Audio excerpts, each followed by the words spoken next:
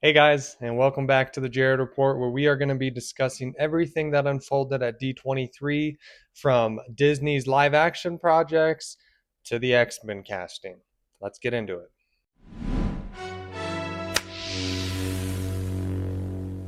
So, starting off, it looks like we are going to be getting a Kingdom's Heart Disney TV show, which honestly was kind of a pleasant surprise to me. I love the Kingdom Hearts games. Have I ever beat one? No. It always just, I just always fall off, but I love the premise. And I'm super excited for a Kingdom of the Hearts TV show. Kind of interested to see where they'll go. Will they kind of resurrect and go back to some of their older projects? Or are we going to kind of just focus on some of their newer films like Coco and Frozen and those things of that nature, and just kind of go from there? But when I heard about that, I was super excited. Can't wait to see what it entails. Now, it was also revealed that we are getting a live action Lilo and Stitch 2, along with a Tangled live action, which has kind of already been rumored for a few years now. And if I'm being honest here, guys, I'm kind of live actioned out with all the Disney remakes. Sure, there have been some that were all right, but nothing that really blew me away. Like Beauty and the Beast was okay, maybe even Aladdin too, but there hasn't really been anything that stood out. I know a lot of people consider that CGI Lion King remake that came out, I think like in 2018 or 2019, um, a live action. That one was just all right too. It wasn't terrible. And of course, we've gotten some of the worst things like the Snow White live action. So not really excited for either one of these projects. And even getting a first look at the Tangled movie, I just don't know how I feel about the casting for Rapunzel. Everyone's saying that she looks like a Rachel McAdams. I can kind of see it, but I don't know. We'll see how it is when it comes out. I'm sure it'll be along the line of the rest of these Disney live action films. I think it's time for them to move on and maybe just start telling more new stories. For example, when the first Frozen came out, I remember how massive and huge that was. I was hearing Let It Go on the radio station every single day that I'd get on there.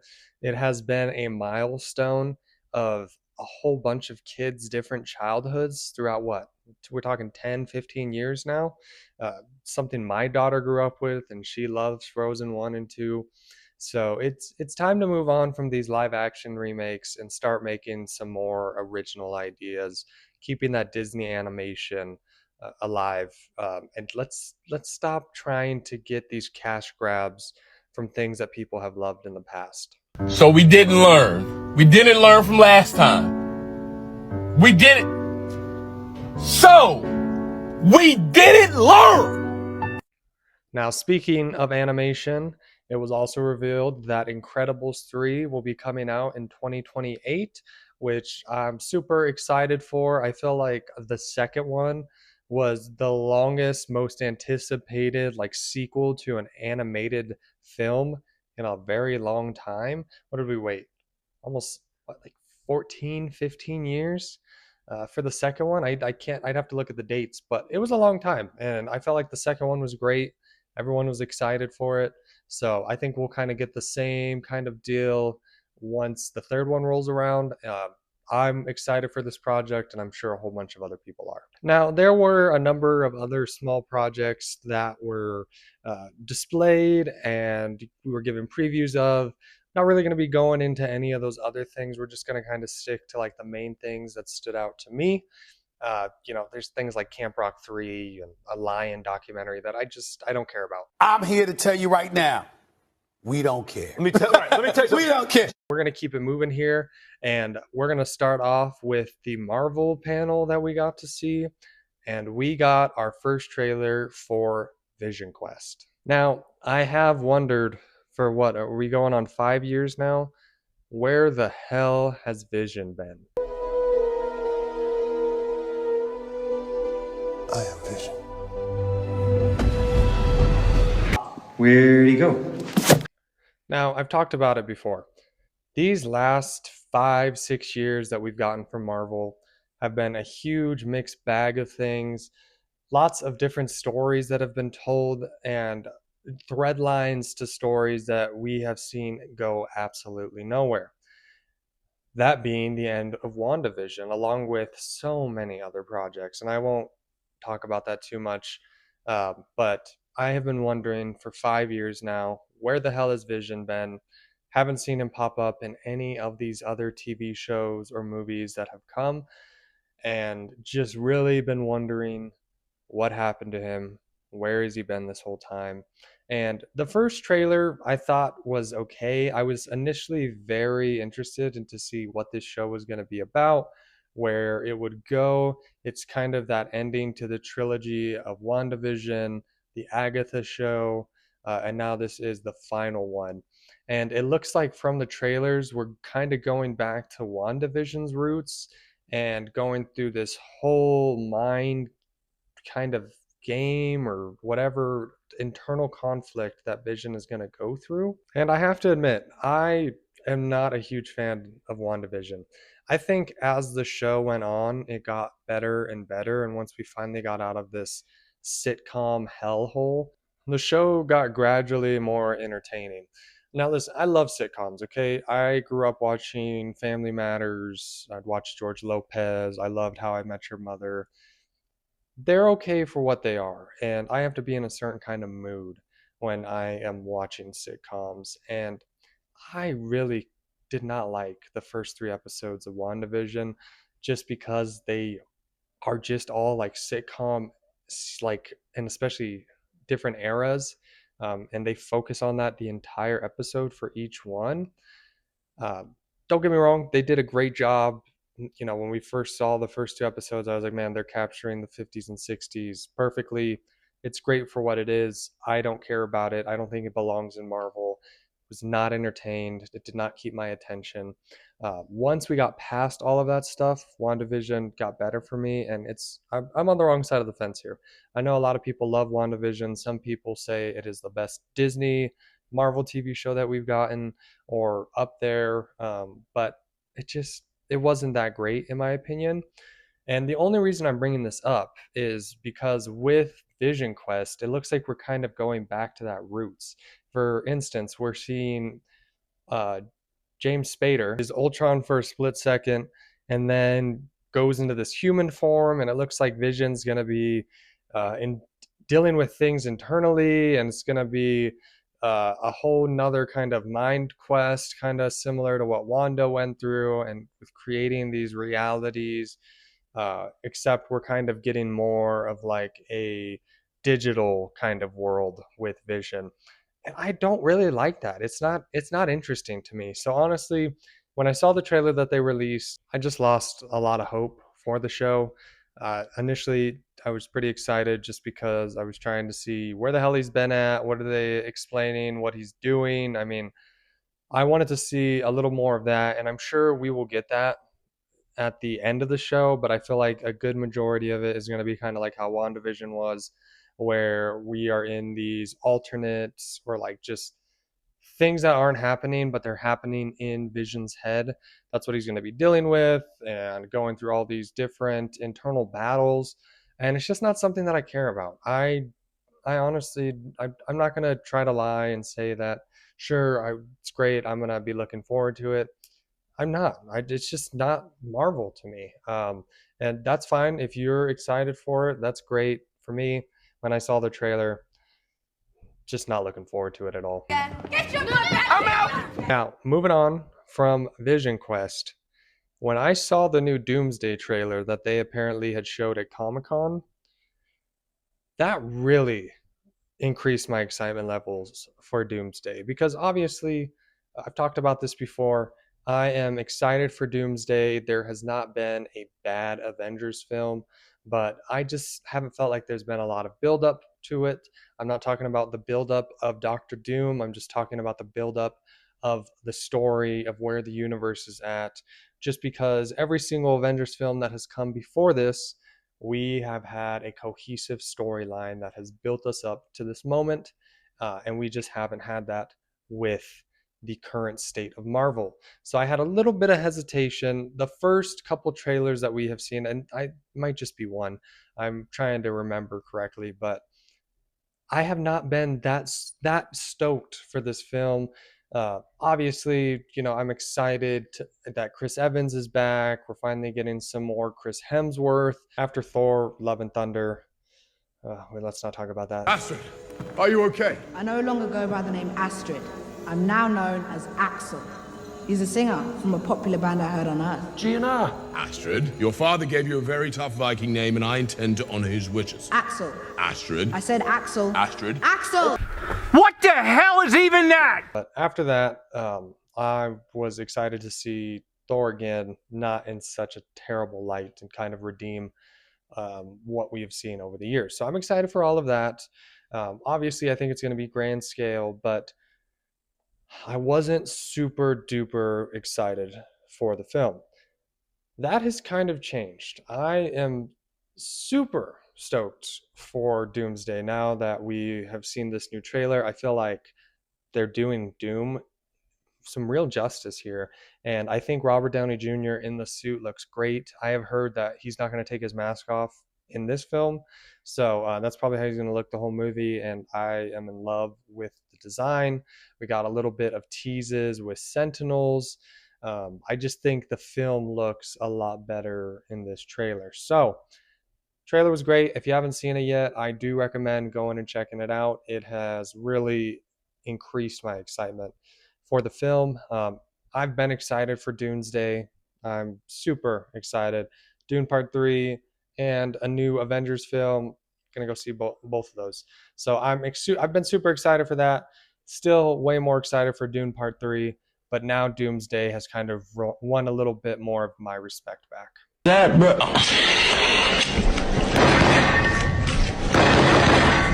Now, next announcement I wanted to talk about was the X-Men casting reveal.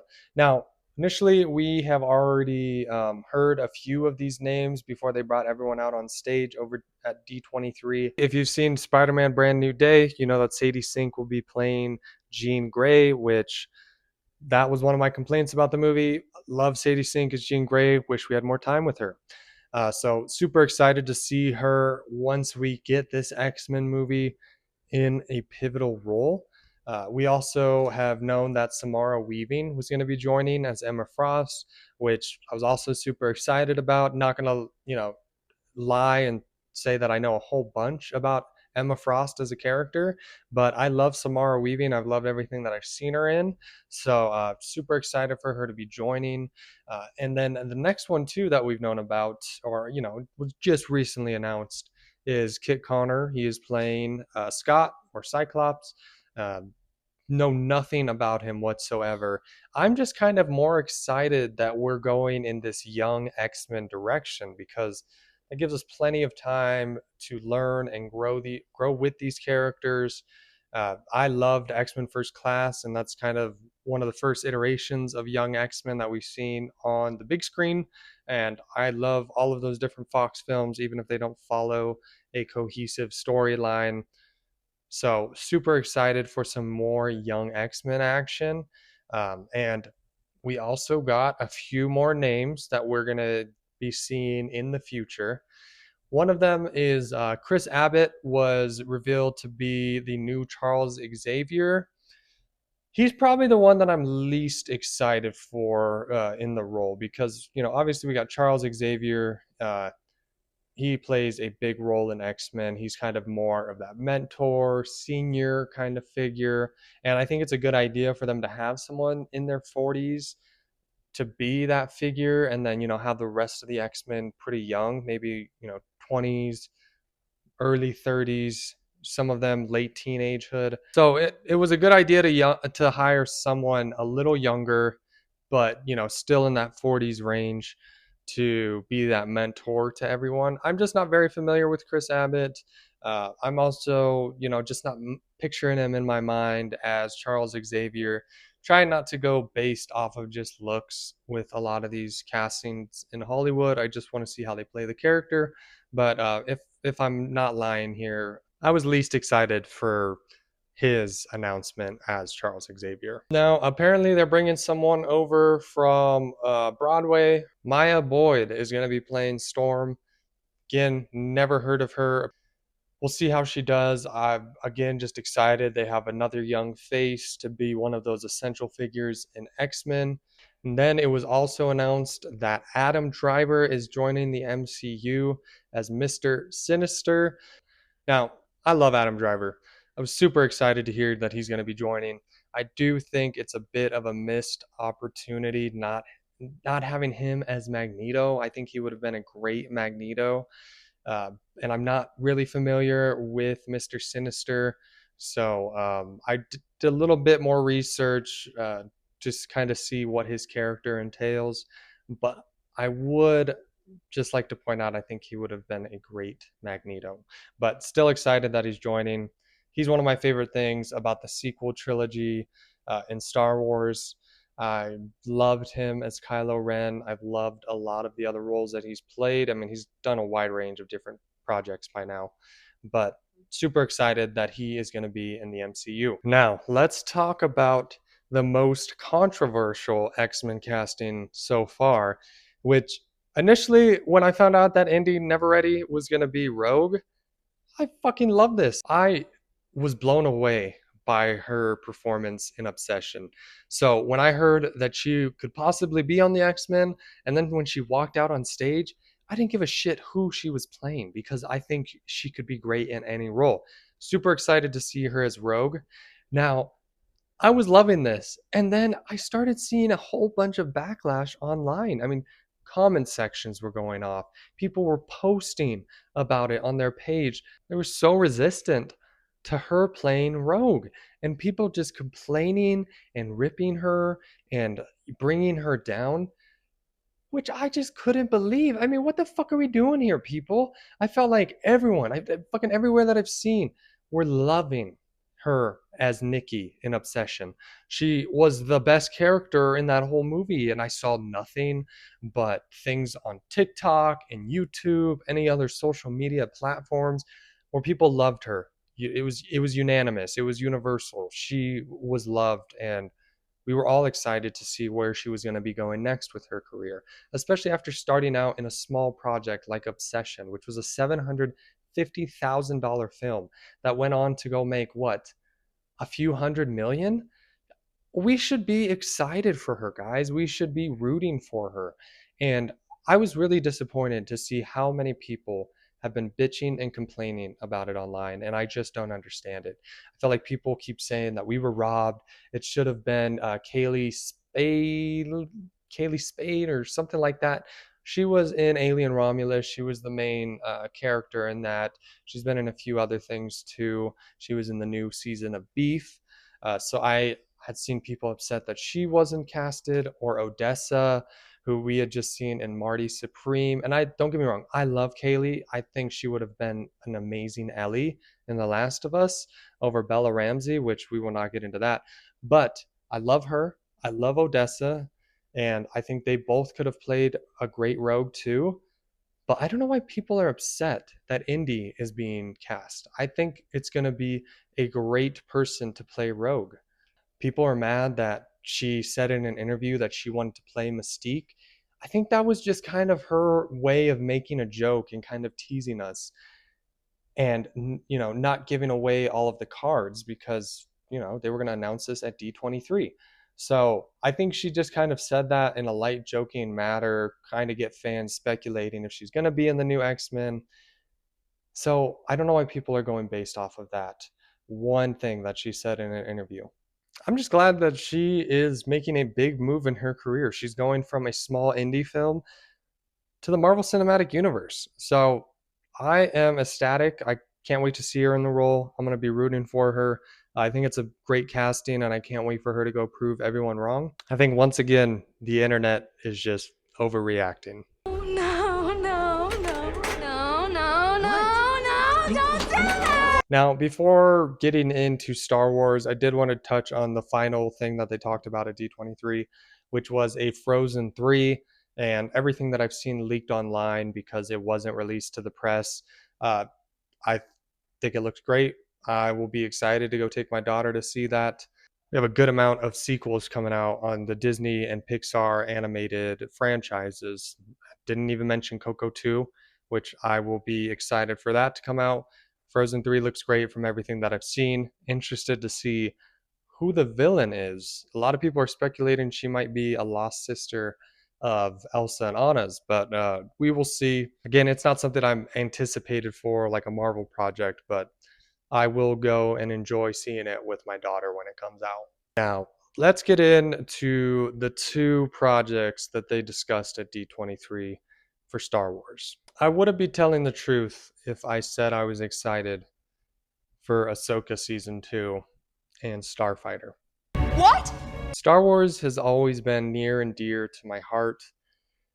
I grew up with the prequel trilogy, loved the OG trilogy. This franchise has been a huge part in my childhood, in my life. I have the binary sunset tattooed on my arm.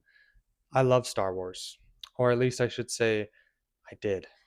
And I feel like a lot of the new projects that we've gotten has slowly tarnished my love for this franchise. I don't know you anymore. Anakin, you're breaking my heart. You're going down a path I can't follow. We have got a few good projects out of it. I've loved the first two seasons of The Mandalorian.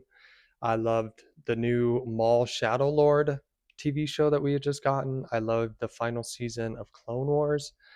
But there has just been so much that I didn't love, and just things that have depreciated my value for this franchise. Obi-Wan was a big letdown. The Ahsoka Season 1 was a big letdown. Boba Fett was a big just letdown.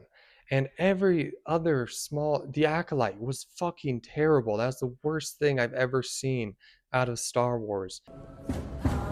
Power of one. The power of two.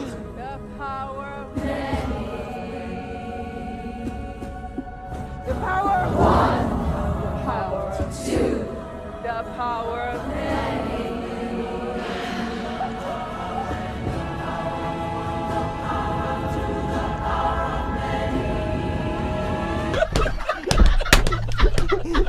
Yo, shout for season, man. Shout for season, man. Yo, I'm not this nigga boy, big boy, shout to my brother. Now, there was Andor that people love and praise, and I watched the first season of Andor. It's good for what it is, but it just doesn't feel like Star Wars to me, and I haven't felt that spark to try to watch season 2, which I've heard is even better and the best thing that Star Wars has done since the original trilogy. And I just don't feel that in my heart, guys. It doesn't feel like Star Wars to me. I will die on that hill. Not a huge Andor fan. I know people love it. That's great. I know it's been a huge win for a lot of different people. And then we got the Mandalorian movie, which we were returning to the big screen after 7 years, especially following up on that terrible Rise of Skywalker. And that's another thing too. The sequel trilogy just killed Star Wars for a lot of people. It split the fan base. And don't get me wrong, The Force Awakens was good for what it was, even if it was a retelling of A New Hope. I was excited after that first one came out. But it just slowly got worse and worse, and just all these one-off little projects and things that I haven't really liked have just tarnished my love for Star Wars, and I'm just not excited for future Star Wars projects. I felt nothing watching the Starfighter leaked trailer that they released at D23. I felt nothing when I saw the Ahsoka Season 2 trailer. It looks like fun. I mean, we're getting a lot of the Rebels characters coming back. I love Ezra. I love Hera. I love Zeb. I love Sabine. I didn't really like what they did with her in Ahsoka Season 1. So, I'm excited for that aspect, but Rosario Dawson isn't Ahsoka to me. I don't feel like she does anything similar to what we've seen in Clone Wars and in the show Rebels. She does not feel like Ahsoka to me, and she's the main character. So, why these projects don't look bad, I just don't look at them and get excitement or anything like that. I will be watching them to see. And I hope Starfighter can maybe reignite some of that love that I had for Star Wars. But I just feel so done with the franchise. It'll always hold a special place in my heart. I've been playing Star Wars Outlaws, and that's fun, and I still enjoy things about it. But everything that we've gotten from Disney has just kind of made me lose some hope. So we'll see how they turn out. I bet you Ahsoka season 2 will be what it was in season 1. Have some good moments, but overall just fall flat. Starfighter comes out next year, so I'll be interested to see, but just not super excited for it. You were my brother, Anakin. I loved you. But anyway, guys, I just thought it would be fun to jump on here really quick and kind of discuss a few of the things that we saw, a few of the things that are coming. So, what did you think? Are you excited for some of the Disney animation we got coming our way? Are you looking forward to the X-Men? What about Doomsday? Let me know down in the comment section below. Otherwise, I will see everyone on the next Jared Report. Adios, my friends.